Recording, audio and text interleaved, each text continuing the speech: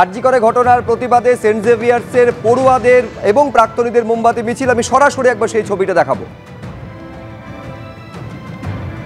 আমরা সবাই এই মুহূর্তে, আমরা একা নয়, আমি এরা নয়, সারা পৃথিবীর মানুষ একটাই চাইছে, মূল অভিযুক্ত এবং আরও যারা দোষী যদি থাকে তাদের সকলের কঠোরতম সাজা হোক। তার জন্য কলকাতা পুলিশ আসুক, সিবিআই আসুক, আমাদের সরকার, যে কেউ, কিন্তু এই পুরোটাকে বার করতে হবে। We have to go to the roots of it.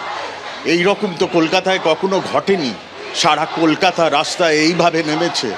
আমাদের এই ছেলে মেয়েদের, এই বাচ্চা ছেলে মেয়েদের একবার বলতে হয়নি। আজ যখন আমরা মার্চ শুরু করেছি, ফাদার বলেছিলেন শান্তিপূর্ণ মার্চ করব আমরা প্রার্থনা করতে করতে, কিন্তু ওদের বুকের মধ্যে যে যন্ত্রণাটা, সেটা তো কেউ আটকে রাখতে পারবে না। কোথাও একটা গিয়ে সবাই খুব খুব খুব খুব কষ্ট পাচ্ছে এবং তার বাইরে উঠতে হবে। এটা ভাবা যায় না যে একটা মেডিকেল ইনস্টিটিউশন, একটা কলেজের ভেতর একজন ডাক্তার 36 ঘন্টা কাজ করার পর সে এইভাবে তার নারকীয় একটা ঘটনার শিকার তাকে হতে হলো। আমরা দেখছি অরিন্দম সিং বলছেন এই নারকীয় ঘটনা সত্যিই তো নারকীয়, তারই জন্যই তো এত প্রতিবাদ। আমরা দেখছি বিক্রম ঘোষ তিনি আছেন।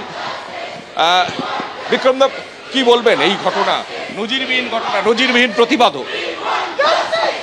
বলার তো কিছুই নেই। আমরা এটা সাইলেন্ট মার্চ করছিলাম, কিন্তু যে শব্দটা ব্যবহার হচ্ছে সেটাই আমাদের সকলের চাই, সেটা হচ্ছে জাস্টিসই হচ্ছে যেটা দরকার। এখন আমরা সকলে একজোট হয়ে চাইছি যে একটা প্রপার জাস্টিস আসুক এই পুরো ব্যাপারটার মধ্যে এবং সিস্টেমটা ইমপ্রুভড হোক। এইরকম ধরনের সিচুয়েশন যাতে আর কখনো না হয়, সেটা একটা বিরাট ব্যাপার। আর যে ঘটনাটা ঘটেছে সেটা ঠিকমতো জাস্টিস হওয়াটা